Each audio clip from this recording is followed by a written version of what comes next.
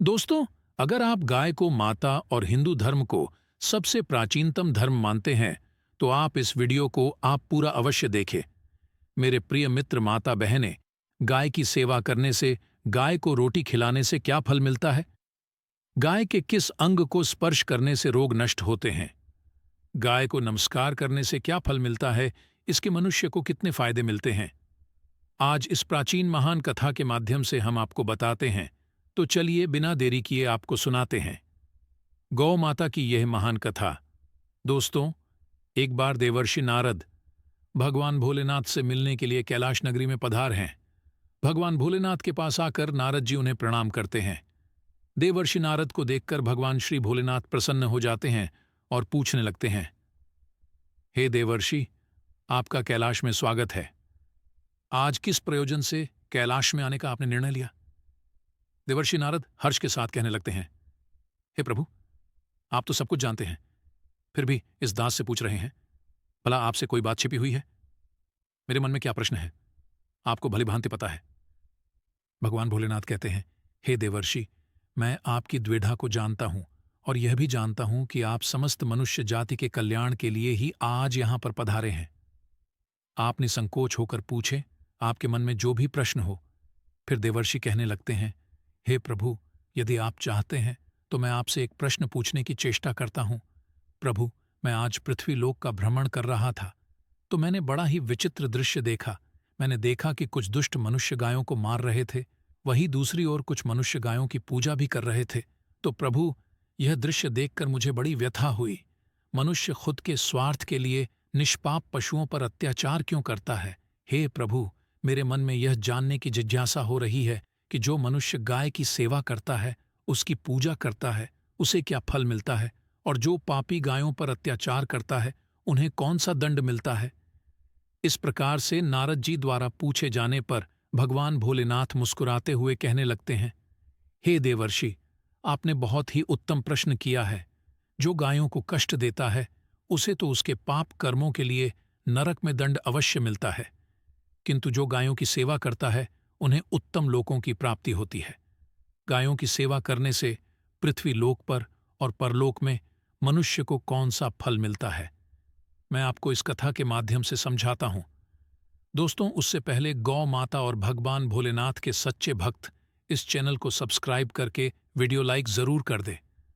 तो भगवान भोलेनाथ आगे कहते हैं, हे देवर्षि, आप इस कथा को ध्यान से पूरा जरूर सुने। इस और कथा को जो भी मनुष्य सुनता है और इसका प्रचार करता है, उसके समस्त पाप नष्ट हो जाते हैं, उसे धन धान्य की प्राप्ति होती है और मृत्यु के बाद वह मेरे धाम घोलोक में जाता है। देवर्षि कहने लगते हैं, हे प्रभु, यह मेरे सौभाग्य है कि आपके मुख से मुझे यह कथा सुनने को मिल रही है। मैं इस कथा को ध्यान से पूरा सुनूंगा और इसका प्रचार मनुष्यों में करूंगा। भगवान भोलेनाथ कहते हैं, हे देवर्षि, प्राचीन काल की बात है। पृथ्वीलोक पर मनु के वंश में एक दिलीप नाम के राजा हो गए हैं। महाराज दिलीप धर्म का पालन करने वाले, गुणवान, चरित्रवान तथा महापराक्रमी थे। उन्होंने धर्मपूर्वक पृथ्वी का पालन किया और अपनी प्रजा को सदैव ही प्रसन्न रखा। उनकी प्रजा सदैव उनसे संतुष्ट रहती थी। मगध देश की राजकुमारी सुदक्षिणा महाराज दिलीप की पत्नी थी। महाराज दिलीप और महारानी दक्षिणा बड़ी ही प्रसन्नता से रहने लगे थे, किंतु अनेक वर्ष बीत जाने के बाद भी महारानी के गर्भ से कोई संतान नहीं हुई।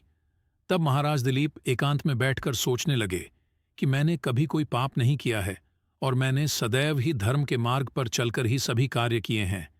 फिर भी मेरे किस दोष के कारण मुझे संतान प्राप्ति नहीं हो रही है? इतना सोचकर वे बहुत चिंतित हो गए।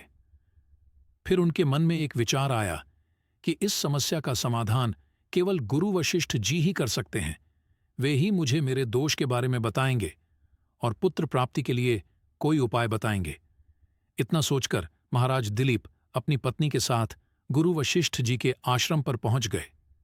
आश्रम पर वशिष्ठ जी नित्य कर्म, ध्यान आदि कार्य समाप्त करके अपनी पत्नी अरुंधति के साथ बैठे हुए थे। उसी समय महाराज दिलीप रानी के साथ उनके पास जाते हैं और उनका दर्शन करते हैं। वशिष्ठ जी ने महाराज दिलीप का स्वागत किया और उनकी पत्नी अरुंधति ने महारानी का स्वागत किया और उनका कुशल मंगल पूछते हुए उन्हें आशीर्वाद दिया। वशिष्ठ जी महाराज दिलीप से कहने लगे, हे राजन, सब कुशल? मंगल तो है ना? आप और महारानी का आज अचानक वन में मेरी कुटिया में पधारने का क्या प्रयोजन है? किस कारण से एक महान सम्राट को अपना राजपाट छोड़कर इस वन में आना पड़ा? श्वाकु कुल के सभी राजा महाराज पुत्र उत्पन्न करके उन्हें अपना राज्य सौंपकर तपस्या करने के लिए वन में आते हैं, किंतु आप अभी भी जवान हैं। आपने अभी अभी राज्य का कारभार संभाला है, आपने अभी तक पुत्र भी उत्पन्न नहीं किया है, फिर आप ऐसे अपना राजपाट छोड़कर वन में क्यों चले आ गए? यह आप जैसे महान सम्राट को शोभा नहीं देता है। फिर महाराज दिलीप कहते हैं, हे महर्षि, मैं आपके यहाँ पर तपस्या करने के लिए नहीं आया हूँ गुरुदेव, मैं आपके पास सहायता मांगने के उद्देश्य से आया हूँ। कृपया आप मेरी सहायता कीजिए, मैं बहुत दुख में हूँ। फिर महर्षि अगस्त्य कहते हैं, हे राजन, आपके जैसे महान सम्राट को भला किस बात की सहायता चाहिए? आप तो स्वयं सभी की रक्षा एवं सहायता करने में सक्षम हैं। महाराज दिलीप कहते हैं, हे गुरुदेव, मैं आपके पास यह जानने के लिए आया हूं कि किस दोष के कारण मुझे अभी तक पुत्र की प्राप्ति नहीं हुई है। कृपया आप अपनी दिव्य शक्ति से जानकर मुझे मेरा दोष बताइए और उस दोष के निवारण के लिए उपाय भी अवश्य बताइए। पुत्र के बिना मेरा जीवन व्यर्थ हो जाएगा, मुझे मुक्ति नहीं मिलेगी। तब महर्षि अगस्त्य कहते हैं, हे राजन, यह तो आश्चर्य की बात है, मैं अवश्य आपकी सहायता करूंगा। फिर महर्षि अगस्त्य अपनी दिव्य दृष्टि से महाराज के भूतकाल को देखने लगते हैं तो उन्हें राजा की एक भूल के बारे में पता चलता है। महर्षि अगस्त्य महाराज से कहते हैं, हे राजन, आपसे एक बड़ी भूल हुई है जिसका आपको ज्ञान नहीं है। जब आप इंद्रलोक में देवराज से मिलकर लौट रहे थे, तभी मार्ग में एक कल्प वृक्ष के नीचे खड़ी गाय और उसके बछड़े को आपने दुर्लक्ष्य कर दिया था। वह गाय और उसका बछड़ा अत्यंत भूखे और कष्ट में थे। आपने उस कामधेनु गाय को ना भोजन कराया और ना ही उसे नमस्कार किया। उस गाय ने आपसे सहायता भी मांगी, किंतु आप अपनी प्रसन्नता में खोए हुए थे और आपको उस गाय की पुकार भी सुनाई नहीं दी। आपकी कृतज्ञता को देखकर वह गाय अत्यंत दुखी हुई और उसने आपको श्राप दे दिया है। हे राजन, जो मनुष्य गाय को कष्ट में देखकर उसकी सहायता नहीं करता, भूखी गौ माता को भोजन नहीं कराता, उसे तो महापाप लगता है और उसी गाय के श्राप के कारण आपकी कोई संतान नहीं है। इस प्रकार से महर्षि अगस्त्य ने महाराज दिलीप को उनके दोष के बारे में बता दिया, जिसे सुनकर महाराज बहुत दुखी हुए और पश्चाताप करते हुए कहने लगे, हाय, यह मैंने क्या कर दिया, मुझ पर धिक्कार है। मेरी ही मूर्खता के कारण एक गाय को और उसके कोमल बछड़े को इतना दुख सहन करना पड़ा। मुझे तो अब राजा बने रहने का भी अधिकार नहीं है। महाराज महर्षि अगस्त्य से कहते हैं, हे गुरुदेव, मैं अपनी इस भूल को सुधारना चाहता हूं। कृपया आप ही मुझे कोई उपाय बताइए जिससे मैं इस घोर पाप से मुक्ति पा सक। मेरा अपराध क्षमा के योग्य नहीं है, किंतु फिर भी मैं प्रायश्चित करना चाहता हूं। फिर महर्षि अगस्त्य कहने लगते हैं, हे राजन, आप दुखी ना हो, इस दोष से मुक्ति का उपाय अवश्य है। आप मेरे आश्रम की नंदिनी नाम की गाय की सेवा करो। वह उसी कामधेनु गाय की पुत्री है जिसकी आपने सहायता नहीं की थी। अपनी पत्नी के साथ मिलकर तुम उस गाय की सेवा करो, उसकी आराधना करो, वह तुम्हें अवश्य पुत्र प्रदान करेगी। तभी वह नंदिनी गाय बाहर से उस आश्रम में प्रवेश करती है। उस गाय को आता देखकर महर्षि अगस्त्य बोले, हे राजन, देखिए, केवल स्मरण करने मात्र से ही कल्याण करने वाली यह नंदिनी गाय स्वयं चलकर आई है। आप भाग्यशाली हैं, यह गाय निश्चित ही आपके दुख दूर करेगी। आप वन में इस नंदिनी गाय के पीछे पीछे चलकर इसकी सेवा करो, जंगल में रहने वाले हिंस पशुओं से इसकी रक्षा करो और आश्रम में लौट आने पर रानी सुदशिना इस गाय की सेवा करे। इससे प्रसन्न होकर यह गाय तुम्हें निश्चित ही पुत्र प्रदान करेगी। फिर महाराज दिलीप ने ऐसा ही करने का वचन दिया और फिर दूसरे दिन सुबह महारानी ने गाय की पूजा की और महाराज उस गाय को चराने के लिए वन में लेकर गई। जब वह गाय चलने लगती तो महाराज उसके पीछे पीछे चलते, इधर उधर से हरी हरी घास लाकर उस गाय को खिलाने लगते। जब वह गाय किसी वृक्ष के नीचे बैठती तो महाराज भी उसके साथ बैठकर विश्राम करते। महाराज उस गाय के शरीर से डांस और मच्छरों को हटाते और अपने हाथों से उसके मस्तक को सहला। इस प्रकार से महाराज उस गाय की सेवा में लगे रहे। जब शाम हुई तो महाराज उस गाय के साथ आश्रम में लौट आए। आश्रम में पहुंचते ही उस गाय ने अपने खुरों से महाराज पर धूल उड़ाई, जिससे महाराज का शरीर पवित्र हो गया और उसके सभी पाप नष्ट हो गए। फिर महारानी सुदक्षिणा ने आगे आकर नंदिनी की अगवानी की और विधिपूर्वक उस गाय का पूजन किया तथा बारंबार उसके चरणों में मस्तक झुकाया। फिर उस गाय की प्रदक्षिणा करके हाथ जोड़कर वह उसके आगे खड़ी हो गई। फिर उस गाय ने उस रानी की पूजा को स्वीकार किया और रानी पर अपनी दृष्टि डालकर उसके सभी दोष समाप्त कर दिए। गाय की दृष्टि पड़ते ही रानी अत्यंत पवित्र हो गई। इस प्रकार से महाराज दिलीप को उस नंदिनी गाय की सेवा करते हुए 50 दिन बीत गए। फिर 51वें दिन महाराज जब गाय को लेकर वन चले गए तो वह गाय चढ़ते चढ़ते हिमालय पर्वत पर चली गई और महाराज भी उसके पीछे पीछे चले गए। वहां उस पर्वत पर खड़े होकर महाराज उस हिमालय पर्वत की सुंदरता को निहार रहे थे। इतने में ही एक शेर ने आकर उस नंदिनी गाय को बलपूर्वक दबोच लिया। राजा को उस शेर के आने की आहट तक नहीं हुई। उस शेर के चंगुल में फंसी नंदिनी ने दयनीय स्वर से बड़े जोर से चीत्कार किया, हे महाराज मेरी रक्षा करो, हे महाराज मेरी रक्षा करो। जैसे ही महाराज ने उस गाय की पुकार सुनी तो उन्होंने देखा कि एक भयंकर शेर ने उस गाय को दबोच लिया है और उस गाय की आंखों से आंसुओं की धारा बह रही है, जिसे देखकर महाराज व्यथित हो उठे और उन्होंने तुरंत ही अपना बाण निकाला और धनुष की डोरी पर रखा और उस शेर को मारने के लिए प्रत्यंचा खींची। उसी समय उस शेर ने महाराज की तरफ देखा। उस शेर की दृष्टि पड़ते ही महाराज का शरीर स्तब्ध हो गया। उनकी शक्ति क्षीण हो गई, उनका सारा बल नष्ट हो गया। अब उनके अंदर उस बाण को छोड़ने की भी शक्ति नहीं रही। फिर वह शेर उस महाराज से बोलने लगा, हे राजन, मेरे ऊपर प्रहार करना तुम्हारे बस की बात नहीं है, क्योंकि भगवान शिव मेरी ही पीठ पर पैर रखकर नंदी पर बैठते हैं। इसीलिए तुम मुझे मारने की चेष्टा मत करो और यहां से लौट जाओ। विधाता ने इस गाय को आज मेरा ग्रास नियुक्त किया है, इसीलिए तुम इसमें दखल मत दो। मैं जानता हूं तुम सूर्यवंश में जन्मे हुए राजा दिलीप हो। इस हिमालय पर्वत पर भगवान शिव की बड़ी माया फैली हुई है, इसीलिए तुम तुरंत ही यहां से निकल जाओ। फिर महाराज बोलने लगे, हे मृगराज, कृपया आप इस गाय को ना मारे।